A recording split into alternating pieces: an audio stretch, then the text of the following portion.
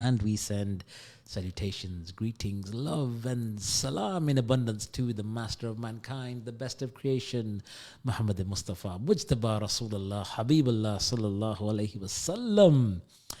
It's 5 p.m. It's Friday. I hope you're all feeling good, which means, of course, it is time for Drive Time on Friday the 22nd of April here in the heart of Leicester Sharif on this glorious third Friday of the wonderful, blessed, the glorious, sacred, fabulous month of Ramadan here. I hope you guys are well. How's it all going? It's the last day of the school holidays. The kids, unlucky, back to school on Monday. Yes, and you'll be fasting as well. So not that I take any kind of pleasure from that, but it'll be good to have my two out of the house from Monday to Friday next week so I can actually concentrate on doing some work. What is going on, people? I hope you are well. 21st of Ramadan, we are now well into the last portion of this great month, and the rewards are being multiplied significantly, infinitely. Who knows what you're going to get? Alhamdulillah, this is the time that we need to just use and maximize to make sure that Allah subhanahu wa ta'ala does not forget us when he is handing out the rewards and handing out those golden tickets into Jannah, inshallah, where we will all be and reside living in peace and harmony and all that great stuff. So I hope it is going well, and I hope mums, I hope your kids gave you hugs yesterday as I instructed them to do so. So let me know if you did get a hug. And kids are, just keep giving your mums lots of hugs, and that's all good. Right, before we introduce today's guest, we got a bit of a special one for you folks. I just want to remind everyone of the Leicester Hospitals charity fundraising effort that we are doing here on Ramadan Radio. I am proud to say that we are supporting the charity, and we would like you to go on to the justgiving.com website and donate some money so the little warriors can get some Eid presents who are unfortunately going to be spending this Eid in the hospital. So if you've got a few pounds to spare, kids, youngsters, whoever it is, go on there and give whatever you can and put a smile on your Muslim brother or sister's face this Eid, inshallah. Okay, so before I introduce my guest for today, let me give you the numbers that you need to know. It is 077 488 55055. And today's guest joining me today, a bit excited about this one. We have a sister from Leicester who is a guest speaker for Demontfort University. She is the ambassador for the Society for Mucopolysaccharide MPS diseases in the UK, and she's a rare disease disability advocate. And on top of that, she's a bit of a local legend. It's my pleasure to be able to welcome Sister Aisha Seedat to Drive Time. Assalamu alaikum, sister. How you doing? Walaikum salam. It's a pleasure to be on the show, and I'm just surprised how you got the whole mucopolysaccharide term correct. Not even my consultants can get it right. Really? Neither my parents or my family.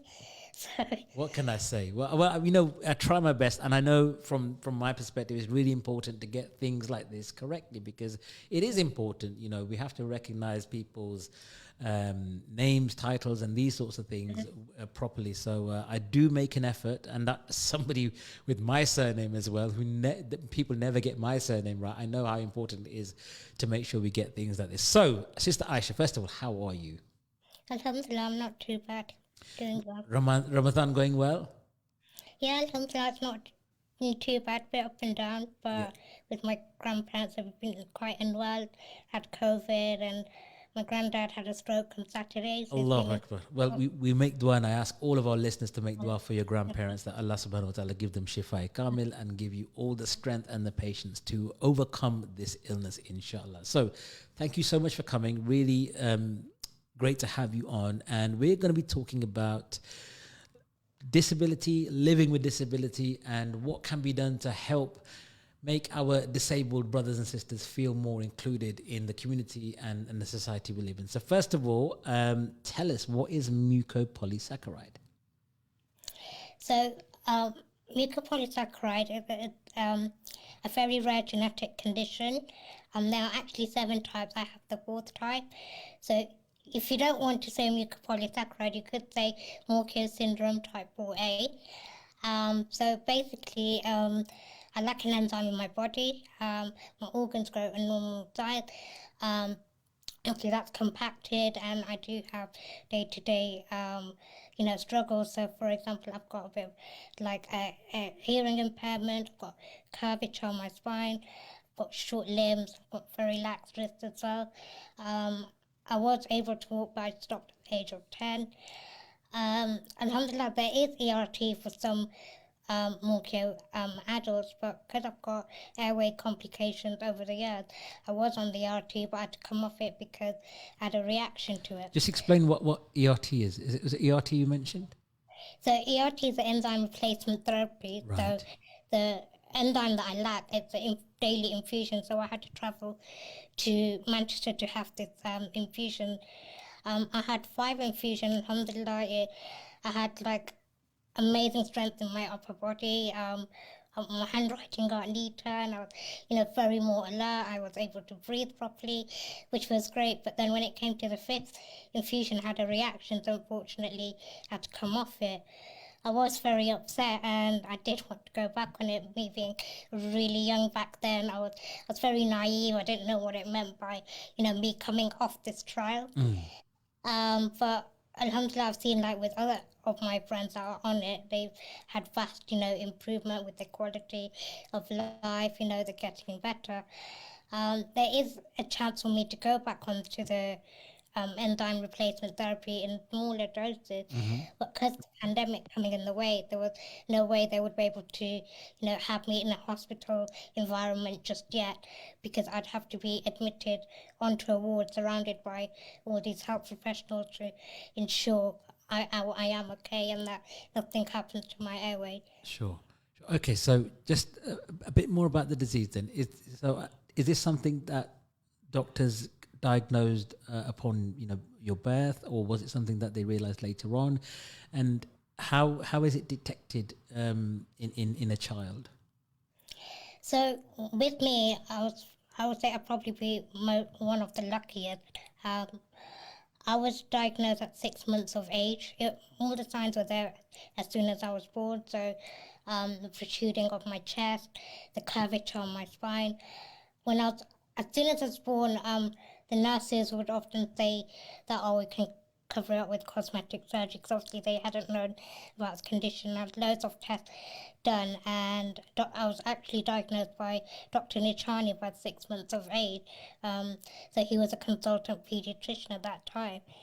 And we were very lucky then, but the main centre of the condition is actually either London, Manchester or Birmingham.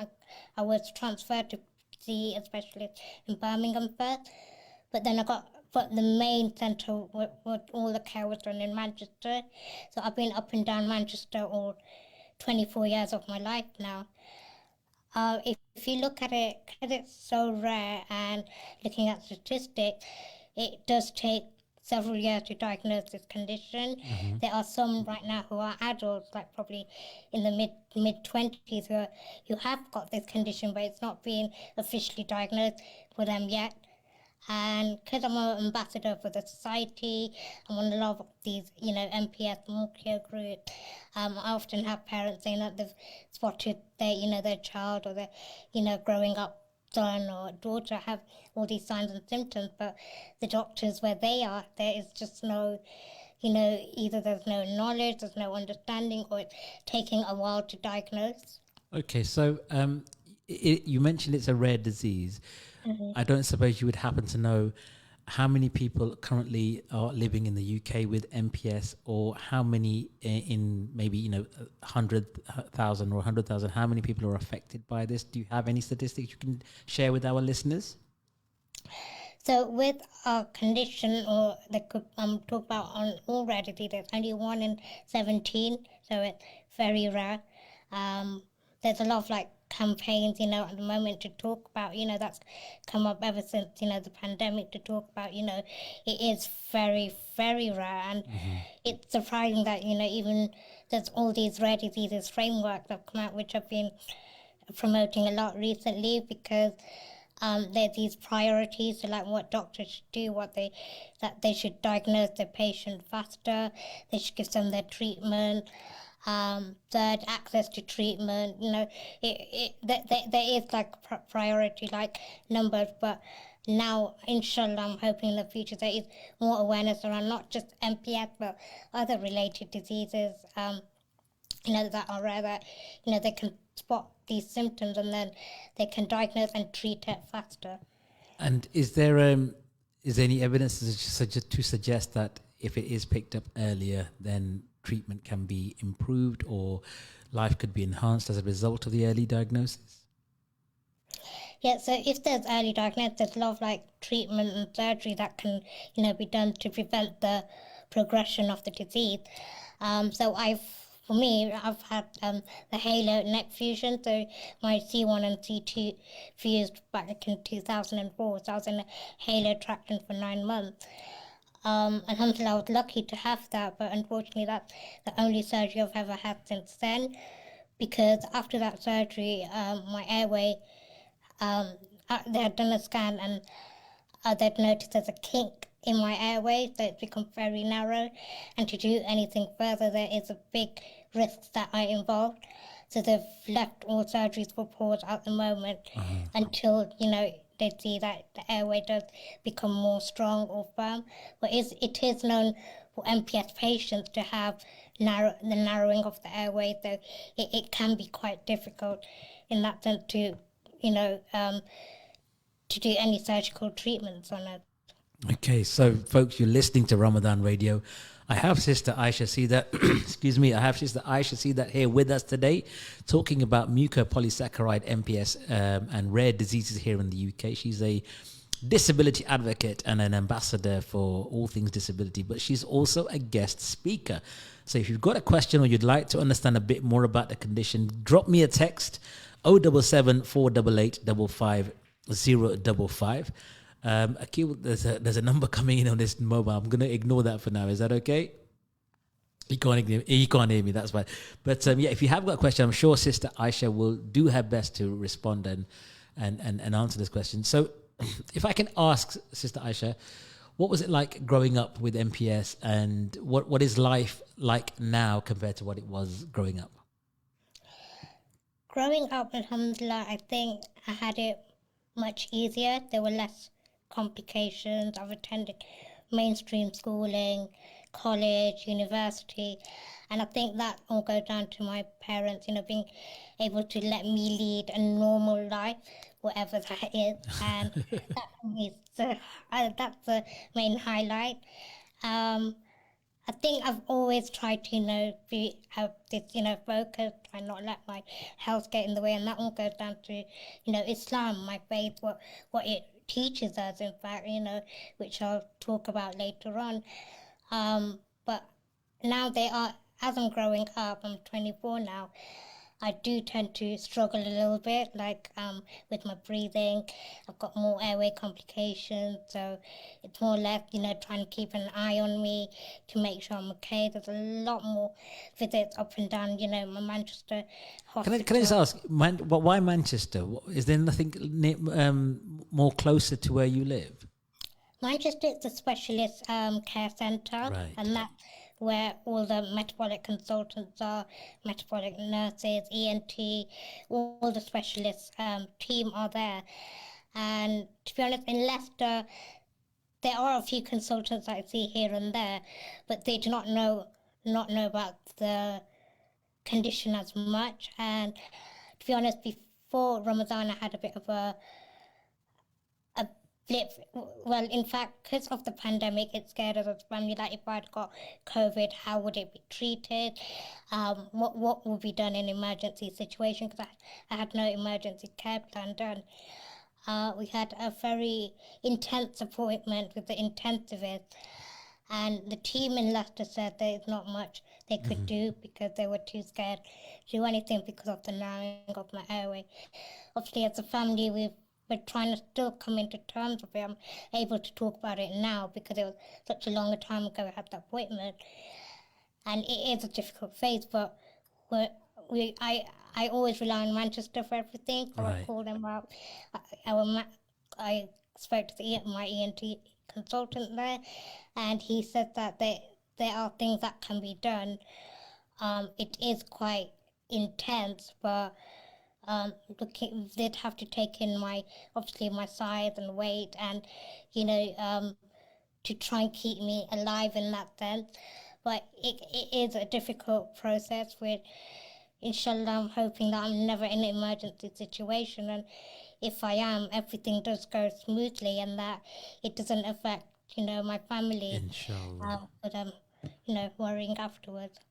Listen, again, thank you so much for coming on and being so open and candid about MPS and your life. I mean, it's really inspiring, and we're getting some great texts coming in. So I'm just going to read a couple out to you right now. The question for Aisha: how have you overcome the difficulties that you faced? And the second part is: are there any initiatives that you're a part of, or things that you'd like to do in your free time? So if you could read that kind of... Yeah, the first one is, how have you overcome the difficulties that you faced in life?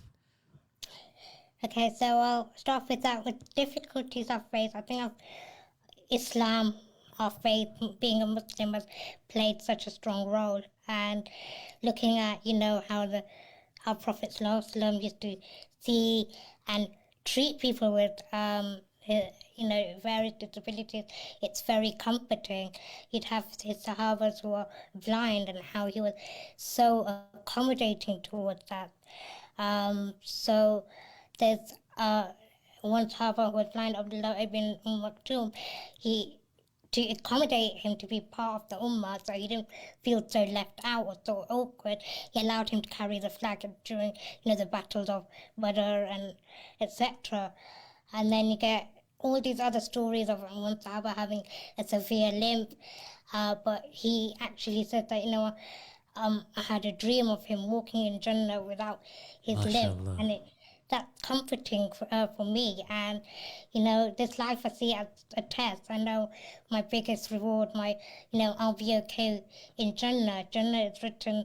You know, I try to keep myself focused and to strengthen my deen, and you know, all these, like, you know, I'm constantly like trying to, you know, read up on disability and Islam, and you know, trying to focus on that, so that then I'm not, you know, falling down into such a big, you know, deep vale of, you know, depression in that sense. MashaAllah, I have to say, you know, you've got this beautiful smiling face as I'm talking to you. And one thing that is really evident as we're talking is that you're not going to let anything hold you back, right? You're just going to make the most of everything.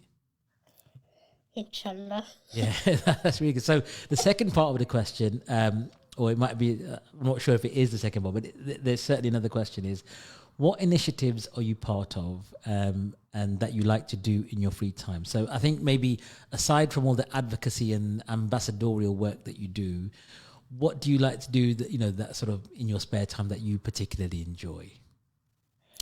I think for myself, I would like to, you know, I think this goes back to, you know, how people in this day and age treat disabilities, and how they always link it back to culture. Now people get confused with culture and faith, and this is something I've always wanted to do, to try and set, you know, the foundation straight, that disability should not be seen from a cultural point of view, but from an Islamic perspective. If our prophets could accept that, why should we be looked down upon, you know, in a cultural perspective? There's always that stigma, so I'm, you know, to create more awareness around that. I'm not sure how I'm going to do that, but maybe more talks, you know, leading up to that. On the other side, something I've not really mentioned on the show today, but I do a lot of like other charity work, like in third world countries, so like Malawi, for example. Okay. I have known and I've seen and I've had connections with my consultant, ex-consultant, in fact, in Manchester, who has gone out into Malawi and seen that there are rare diseases, and in fact there are a lot of MPS patients, and obviously because there's a lack of resources, there's no knowledge, there's no doctors that are able to diagnose patient, because they've all come from villages, and obviously they're poor, they're in need of money, and healthcare you do have to pay. And it's something that I'm looking to try and in the future maybe try and set up a rare disease organisation there, so that all the children feel welcome. The doctors can understand it as well.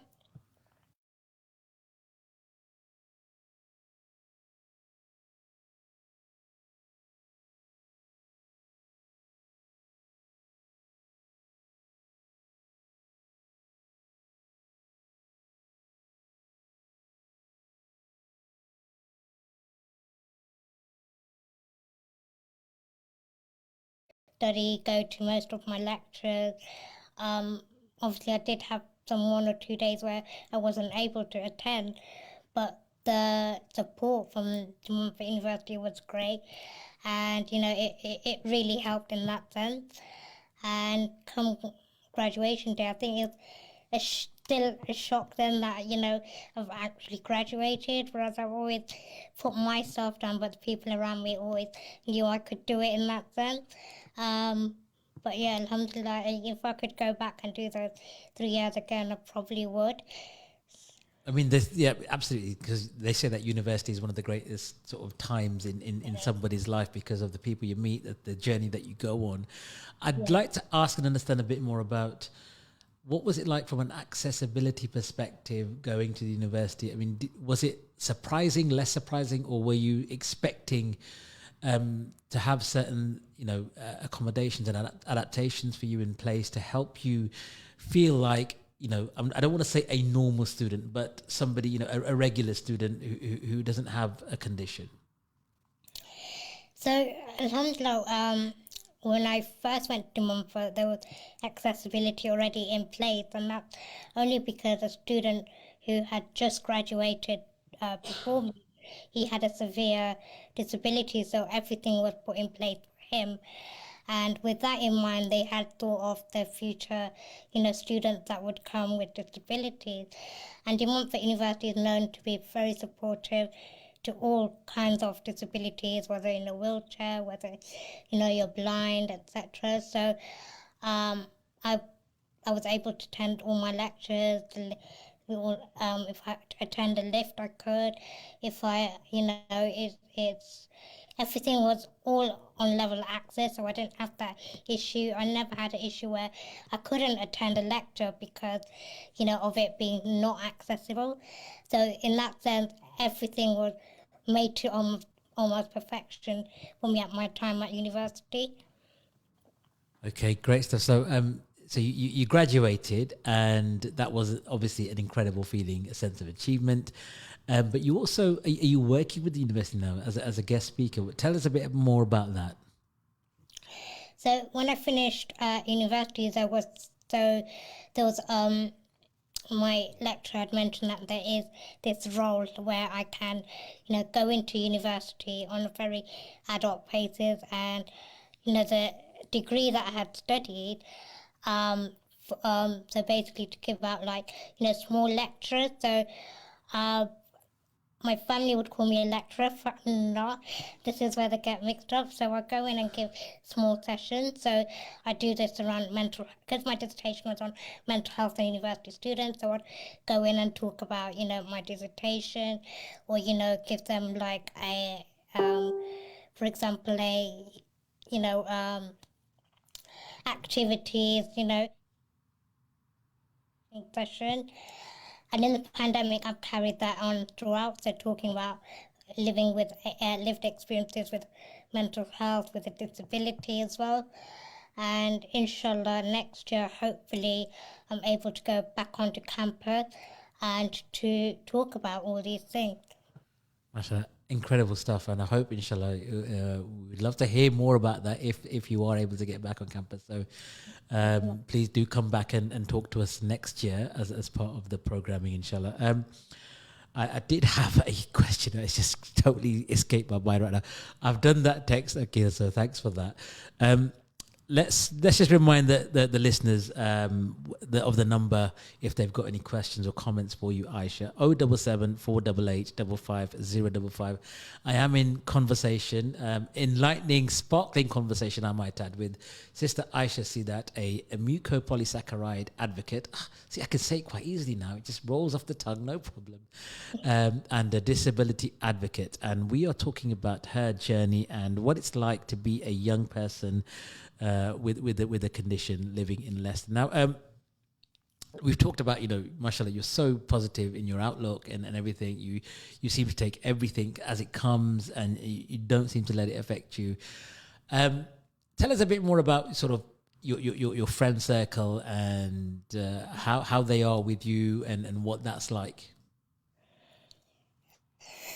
You're putting me on the spot here. Of my friend circle, I think it's normal, like just every other friendship you have your ups and downs. I think growing up there, I've not had any difficulty in that sense, making friends. I'm very a sociable, I can get on with people easily, having the same likes and dislikes, which work, well. Obviously there are some tough times, that you go through, especially in the pandemic. I did lose some of my friends in terms of, because we weren't seeing so much of each other, and now it's a case of everything's opening back up now, so you can, communicate, strengthening that bond. Otherwise, I think it's very important to have a strong, friendship circle, to have that support there, not only just from friends but your family too, because it keeps you motivated, keeps you uplifted and very, ongoing as well. So it, in that sense, it keeps your spirits up as well. Okay, so you mentioned about Islam and culture earlier on in the program, and I want to talk a bit more about culture in particular. Now, we know within Islam, the Prophet ﷺ was, the best example when it came to equality and inclusion. He went out of his way to make sure everybody felt a part of the movement. Everybody felt included, and that everybody had a contribution to make, regardless of ability or whatever it was.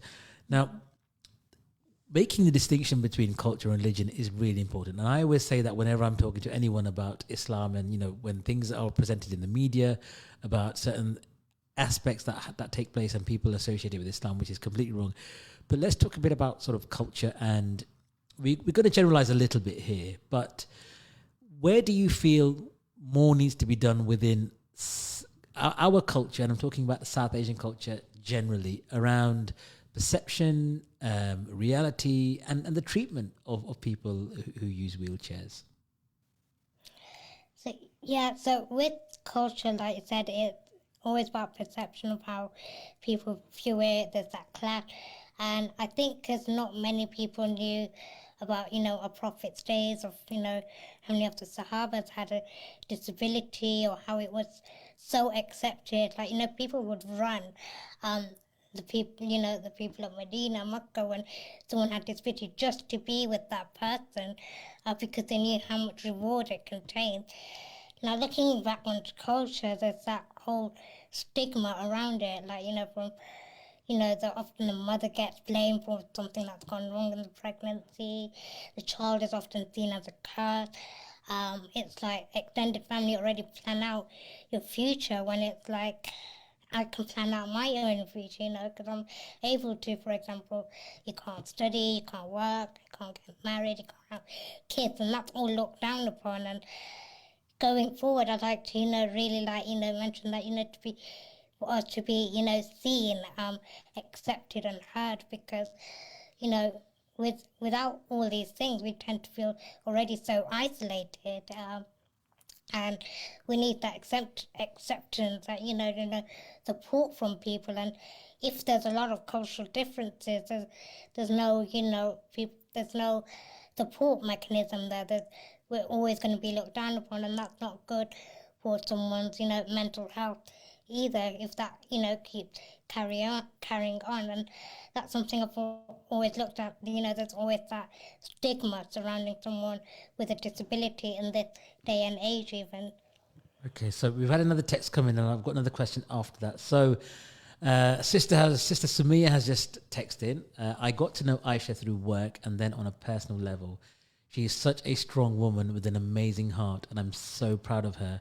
And I know that she will achieve everything she wants, inshallah. That is an incredible testimony to you as an individual, Sister Aisha. I mean, the fact that she says how strong you are, and that has definitely come across as we've been talking this afternoon. And you certainly seem like a very determined young sister, which is great. So thank you, Jazakallah, Sister Samia, for that. Is there anything you'd like to say if Samia's listening right now? No, I actually met through Sister Samia through previous work, and when I was looking for someone to have on as I was setting up an event on disability and cultural stigma in fact, and Sister Samia came on because her son is autistic, and it's amazing, and I give my hats off to her as a mother as well for caring for her son who's got a disability herself. She's gone out to Somalia recently and tried to undo the stigma around disability so they can be ready for when she takes her son back home, and so that he's not looked down upon, so there's no shame. And mashallah, she's doing so great as a mother who's got a son with a disability, so my hats off go to her as well. Mashallah. Incredible stuff. Can I just ask, Aisha, so do you feel that people, when they come across you or they meet you for the first time, do you feel people are sometimes unsure how to interact or engage or communicate with you as somebody who's in a wheelchair? And what would you say to people? I mean, I guess you just, like everyone, you just want people to come and say hello or be treated like anybody else would. But I guess sometimes, the natural reaction is curiosity, or they're a bit reluctant, unsure, because they don't want to cause offense. What would you say to those people? I do get that quite often when some people, when I've seen or met for the first time, they obviously can see the curiosity in their eyes, but they wouldn't, they don't ask. But I'm sort of like a very open book. I'm just like, I'll tell you things as it is. Like I am telling you about my condition. I can go off. And I'm so glad you are, because, I'm sure a lot of people would have questions about this, and it's great to learn.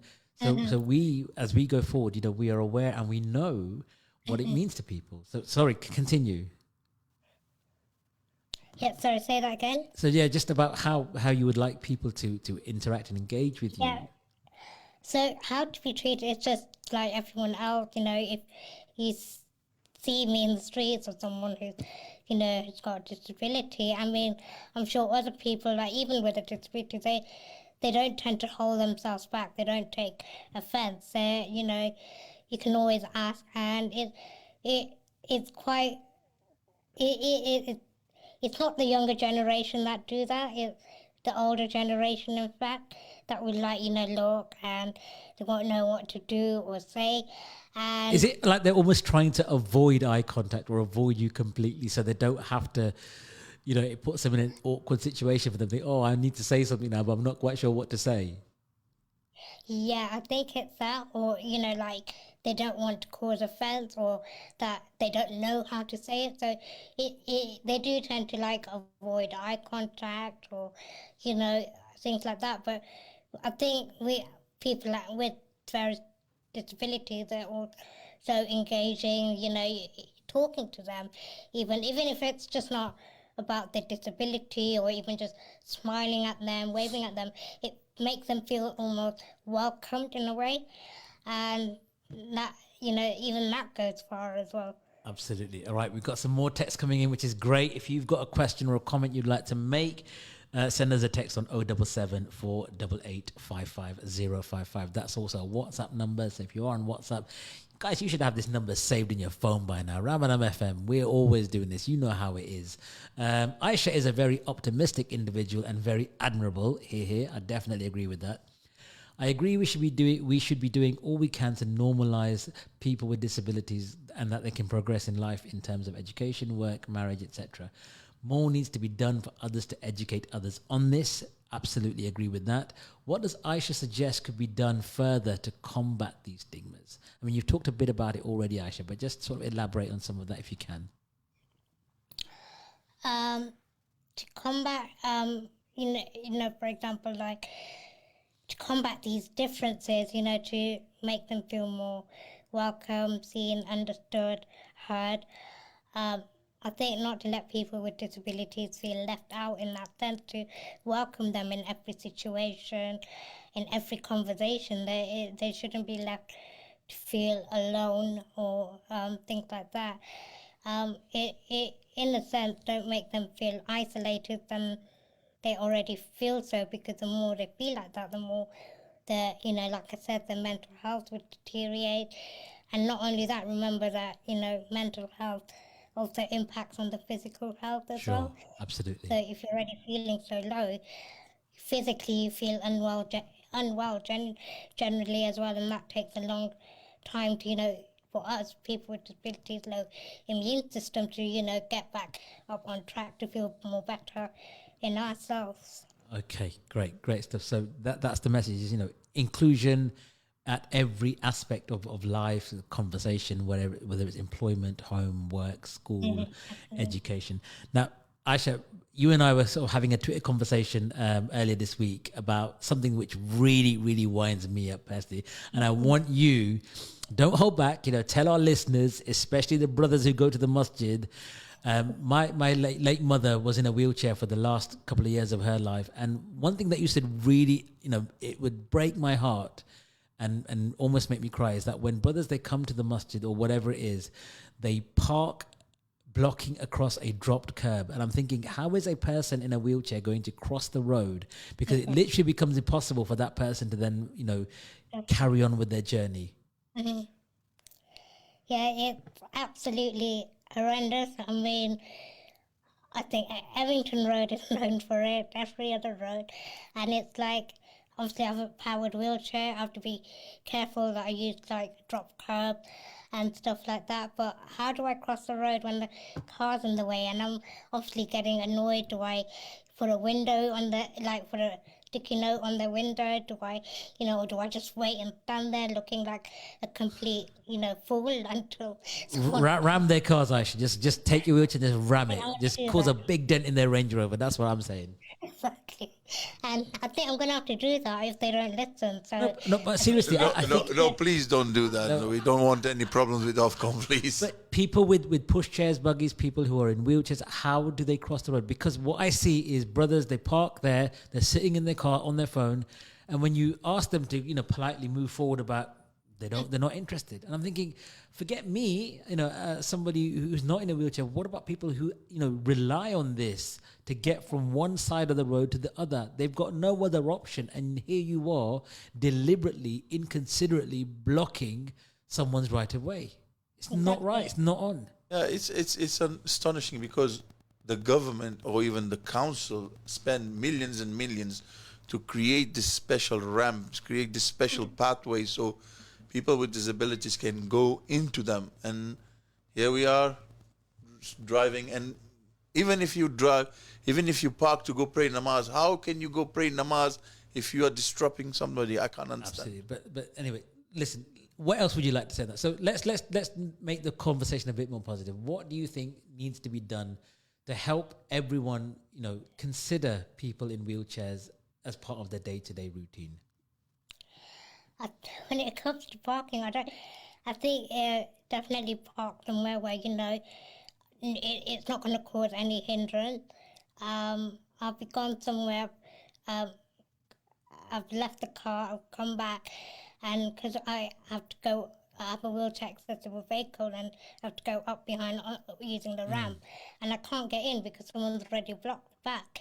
So that's a wheelchair vehicle, so park at least 6 meters away, or so that the ramp can actually get down, or be more considerate of your surroundings, because it gets horrendous. It's really absolutely ridiculous at times. And I've known a friend of mine on Instagram who's done a lot of this, campaigning, and she's trying to get the message out. And I don't know if people are actually listening, because I do hear of stories like, cars blocking, the masjid, like coming up for Tarawih is completely horrendous. And it they need to be more considerate, to have, parking bays, coordinated properly and park in those parking bays rather than, ramming and parking, just anywhere. Okay, so Sister Aisha, as we've been on, I've had some request for people to get in touch with you. Would that be okay? How can people contact you? Or is it okay for people to contact you if they've got any questions or would like you to maybe answer something for people that they know? Is that okay? How can they contact you? Yeah, that's fine. So you can contact me on Instagram, and my name is IAMAISH. That's IAMAISH. Or if on Facebook, you can just send me a message on Facebook using my name, Aisha Seedat. And I'm easily contactable at any time. Okay. Any day. So I think if it's okay, I'm going to pass your details on to my friend here who's asked for you. Yeah. Is that okay? And then she'll get in touch with you. Listen, Aisha, we've got just under 3 minutes left of the program, and I'd like to give this opportunity to you to give a mention, a shout out, or just let people know what you're doing for Eid this year. Over to you. Come on. Sorry, my hearing went a bit there. So what did you say? I just want to say that, give you the opportunity now. We've got a couple of minutes left of the program. What would you like to say to our listeners, and let us know what you're doing for Eid this year? For Eid, I think it might be a quiet one this year with my close family members, just how I like it, like every year, and just hoping my grandparents, Inshallah. will be better in that sense, inshallah. But I've got another special mention. I know my family in Malawi are listening, so I want to give my love and salams to them as well. Wa alaikum salam. Supporting me and cheering me on wherever they are and whenever they can. So I wish we all lived closer in that sense, and because I do miss it back home, being with family and friends. Okay, well, listen, Aisha, it has been, I think, one of the highlights for me personally, talking and learning about mucopolysaccharide diseases in the UK. So Jazakallah khair for coming on. And again, it was so refreshing to have an open and frank conversation with someone who's living through this condition. So I wish you all the very best. Keep in touch with Ramadan FM. Come back anytime next year, inshallah, to talk about whatever weird and wonderful things you're doing. We want to wish you all the very best. We want to wish your grandparents the very best, inshallah. May Allah subhanahu wa ta'ala give your grandfather a swift and full recovery, and may he give him a long, healthy, prosperous life. And I'm so grateful for your time this afternoon on Ramadan Radio. So folks, that was Sister Aisha Seedat. Get in touch with her. Check her out on Instagram, Twitter, Facebook, LinkedIn, all of that. She's a wicked little sister, and she's going to blow things up. I just know it. So make sure you keep an eye on her. So I got 30 seconds left. Don't forget, it's the Ramadan Rahma fundraiser tomorrow. Yes, Maulana Khalil and the gang are back tomorrow from 2 p.m. onwards, and make sure you tune in then. I'll be joining them as well at some point, and we put the fun into fundraising. Don't forget to join me on Monday, where I've got the General Secretary of the Muslim Council of Britain, Sister Zara Muhammad, coming on. So that's going to be a big one, and I want everyone to tune in and